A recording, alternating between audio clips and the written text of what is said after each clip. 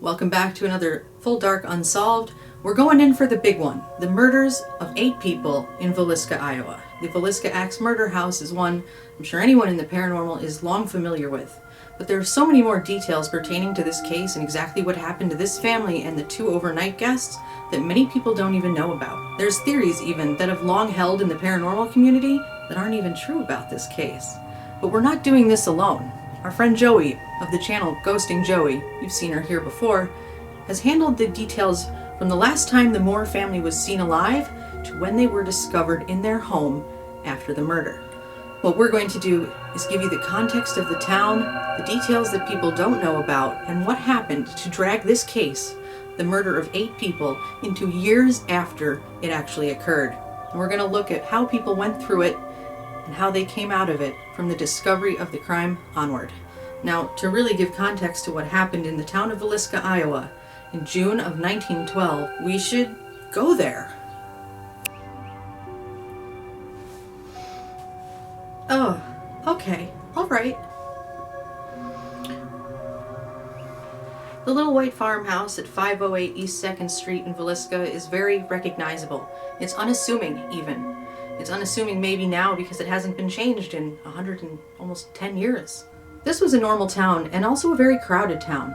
In the early 1900s, passenger trains were common, and this town saw no less than 24 trains coming in and out every day.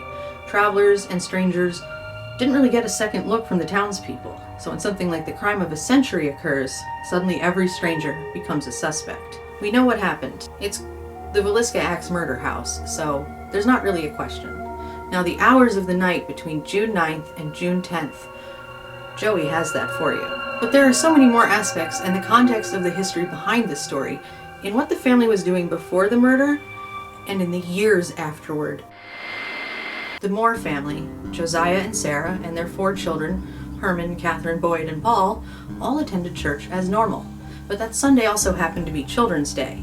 It's something, if you grow up Christian, you might even still celebrate it now, a once annually celebrated children's celebration at church where there's a service, a children's service, plays, music, to celebrate the children. There's a lot of crafts involved, you're not missing too much. By all accounts, Josiah Moore was a man who always locked his doors. He kept animals in the back, and there was a barn and outbuildings there that are no longer present on the property. The barn that's there now was donated later, after it was returned into an attraction. Another really strange thing I found out was that the Moore family had recently come out from under a 2-week quarantine in their house due to an outbreak of smallpox. This was normal for the time period people were living in. Quarantining is a very old concept, and without the antibiotics that we'd get several decades later, the best treatment was to stay home with your family. That was the first day, that Sunday, that they had been out into the community far more than before due to having to quarantine. Now there's a documentary, Villisca, Living with a Mystery.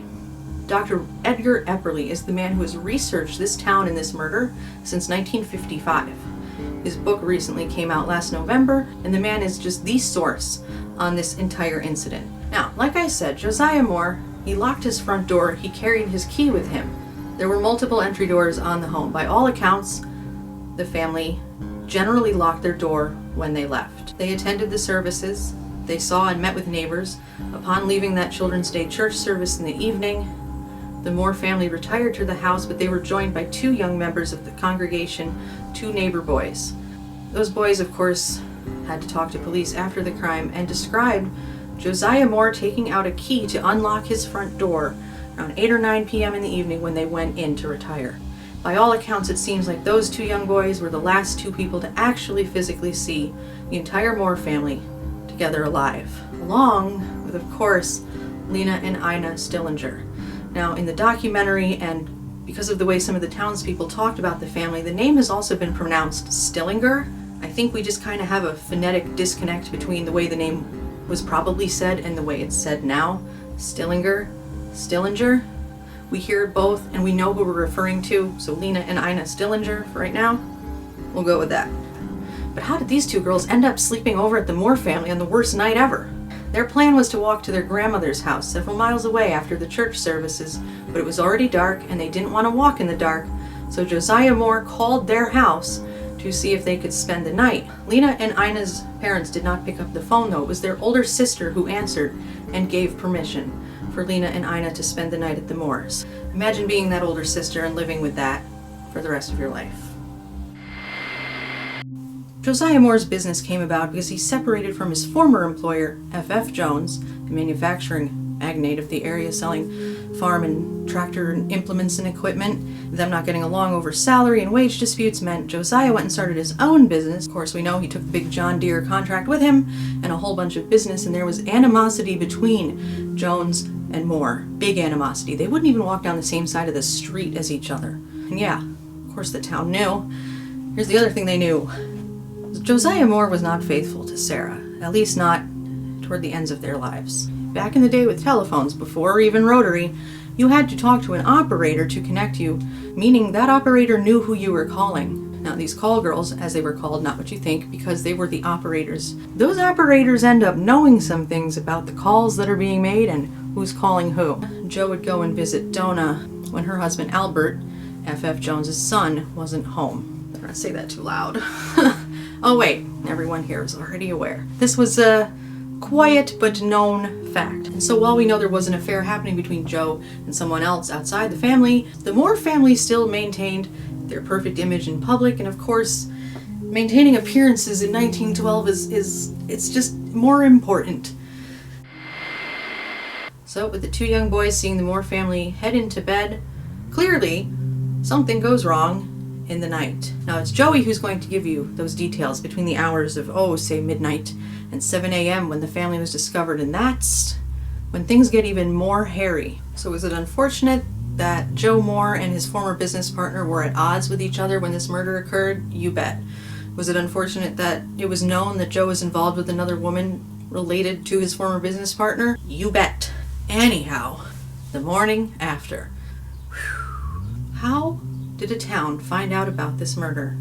Early in the morning, 6 to 7 a.m., the neighbor is not noticing any movement or sound from the Moore household, and all those windows are staying perfectly blacked out and curtained over. Many people had animals and privies outside. They had to get water from, a pump. There were things and reasons for people to be outside early in the morning. It was also a Monday. There's work, there's school, there's 4 kids in that house, plus 2 house guests. The neighbor called Ross Moore, Joe's brother, and Ross was the one who had a house key. There are 3 doors to enter that home, one to the parlor, one to the kitchen, and one back door to the kitchen. And I'm not sure, there's nothing in history written down saying that one key went to all the doors. The neighbor and Ross were able to open the door. Ross went in and only went as far as the downstairs bedroom and saw what he needed to see to know something was very wrong. They left the home. Ross stayed outside, and that's when the town marshal, Henry or Hank Horton, was called, who was apparently inexperienced to deal with this type of crime, a crime scene, any sort of investigation, or with crowd control. When I say chaos, I mean as soon as people realized what was happening, and in a small town there are no secrets for long, half the town showed up at this house just to try to see. People went into that house a lot. 4 doctors were called in, and upon examining the scene, when the doctors and the marshal first came out of the home, they said, "Oh my God, there's someone dead in every room." One little girl who was there on the street the morning it happened saw the crowd, went down and visited. She was only like 4 to 6 years old, and this is a woman interviewed in her 80s, in the 1980s. And she said, "I came running back to my house, and my mom asked me what's going on, and I said, everyone is gathered out there, and everyone outside is crying." Now, the facts we know about photos of the crime scene, this is crazy. We know a photographer came and took pictures of the crime scene, and it was very early on in the first few hours of the discovery.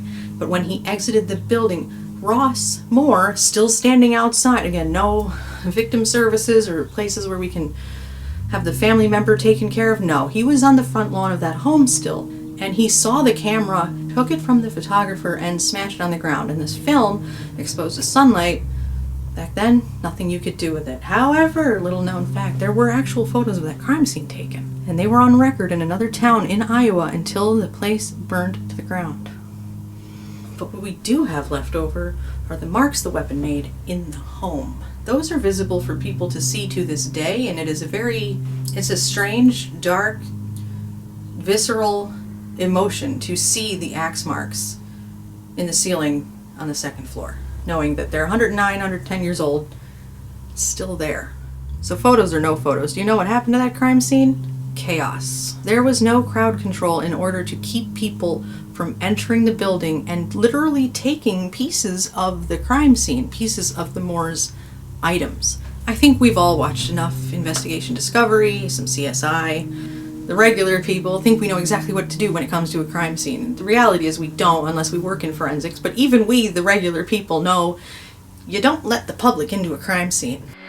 Now, we do have to talk about the guy that many people were extremely convinced committed these crimes. Reverend Kelly. Reverend Kelly was a short man. I am only going by historical accounts that he was not mentally stable. He was a preacher, but he would get wild ideations. He seemed to have different fantasies. He would become obsessed with certain things.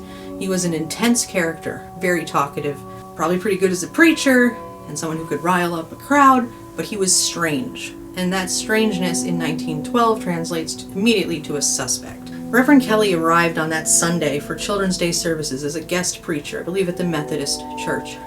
He left the morning of June 10th on a train early in the morning. He became a suspect because two people that he had rode a train with said that he had talked about the murders the morning it happened. It turned out it was likely that he had talked about the murders because he did become obsessed. He started writing about it and then eventually confessed to it, which, ooh, we know how false confessions go. We've all seen Making a Murderer, right? And this man eventually caught himself up in the legal system only to be acquitted. Reverend Kelly didn't commit this murder. Those who investigated the crime scene and gave us the crime scene, 4 doctors, the town marshal, and the coroner. That's pretty much how we get the crime scene because they described it in court. All educated, perfectly reasonable men who described the scene, but our understanding of the crime scene, including where we think the killer hid, comes from these gentlemen, the 4 that investigated the house, and the coroner and another doctor that examined the bodies afterwards. What? Why am I here? How did I get dragged into this? I don't want the diseases of this year. I'm vaccinated, right? I guess I'm helping. Most people think the killer hid in the attic, but the initial investigators never determined that that was even a possibility. The initial investigation indicated the killer came in through the back door, grabbed the axe, and then committed the crimes. It would seem that local folklore is what has driven the narrative that the killer hid in the attic. And all the evidence would seem to be in the rooms where the people were killed. And the killer, and only the killer, locked the door on the way out. Alright, I guess I'm out of here, so back to 2022. Because the door was locked, people assumed there's no way someone would have been able to come in the night and not be heard as they're doing this killing. Somebody would have woken up. Well, maybe not. But here's the thing, it's still unsolved.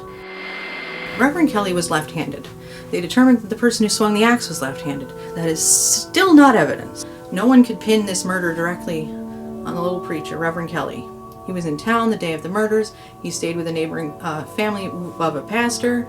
They saw him out and about, and of course, we get down to his confession where it's like, he talked about when he was at the house, he walked investigators through what he was doing. He said the lines, "I was compelled to slay and slay utterly." There's so much more evidence when you really look into all of Dr. Epperly's research. There's so much that says that this man was just present at the time in the town and he had nothing to do with hurting people. There were a lot of vagrants, or what were called peddlers, now who we would call travelers in the town, again, riding the train lines. That culture grew up out of the locomotive industry of riding the rail lines and traveling around the country. There were tons of these types of people in every town. The morning of the murders, they all left. Every peddler, including people of color living and working in that town. It's 1912, they knew to get as far away from there as possible. So how in the world was Joe Moore's ex-business partner's son, Albert, whose wife he was hooking up with, not a suspect? Oh, he was. And the town immediately turned to this because everybody knew of Joe and Donna's indiscretion. And immediately they thought Albert must have done it, but he was such a he's not the kind of guy who would have committed a murder. People thought because he had money, he hired someone to kill the Moore family because of what Joe was doing with his wife. It makes so much sense on paper, but have I mentioned this is full Dark Unsolved? We're talking about no one can figure him out type of cases. Ugh. Then people thought that it was F.F. Jones, Joe's old partner and boss, who must have pulled the strings and helped hire a killer and take care of his son's problem with Joe for him. Donna and Albert also ended up getting divorced. Donna ended up living as a very moral, upstanding woman later in life. Albert ended up being the one with the wandering eye, died of a massive stroke in 1935. There was one other person, and to be honest, he seems the most likely. A man named, uncannily, Henry Lee Moore, no relation to the family murdered. This man ended up murdering his mother and sister in a different town, different state, several years later, and it seems as though his work for the railroad off and on, I think that's the key. Henry Lee Moore was eventually arrested for the murder of his sister and mother, and because of the style of the killing, an axe, he has been pretty much the man people think committed most of these murders. He's the most easily tied suspect to many of them, especially Villisca, but there's no proof. I want to know something really weird about the amount of people that went through that crime scene afterward. There was one woman who described, I believe in a letter to somebody else, saying, "I inspected that house, and in the downstairs closet, it's a wonder they didn't find the killer. You could see where someone was standing in the downstairs closet of the room where Lena and Ina were found. Papers pressed down as though someone were standing on them." That's the downstairs closet, not the attic. Just one more detail that's a little strange. People think that Lena Stillinger, or Stillinger, may have woken up and fought back as the attack was occurring. However, due to the way the crime scene was described by the original investigators and what we can infer from that now through forensics, it's more likely that the girl was not woken up, but she was moved or pulled down the bed afterward. One arm was above her head, not in blocking, but because she was sleeping and then pulled farther toward the end of the bed. She likely did not wake up, and frankly, that's better. Oh, the way a legend can twist and turn. As far as the town afterward, it remained divided, because people think it had to have been someone in town, people think it had to have been Frank Jones, people think it had to have been Albert and Frank together, it had something to do with Joe's infidelity, but still unsolved. Now you have to be wondering what happened between somewhere around midnight and 6 a.m. And it is Ghosting Joey who will give you the details of the darkest hour of the Moore family and Lena and Ina Stillinger, or Stillinger, of Villisca, Iowa. And I need to get out of this skirt. It is itchy and I would like to be in 2020. Well, yeah, alright. Let's go to 2022 again. Between the iPhone and the vaccinations, I would much rather be now than then. Thank you for watching another full Dark Unsolved and taking a trip with us down a horrible memory lane to Villisca 1912, a little before, a little after. And for those details in the middle, make sure you're going over to Ghosting Joey to complete your understanding of the Villisca axe murders. Stay weird. Stay safe.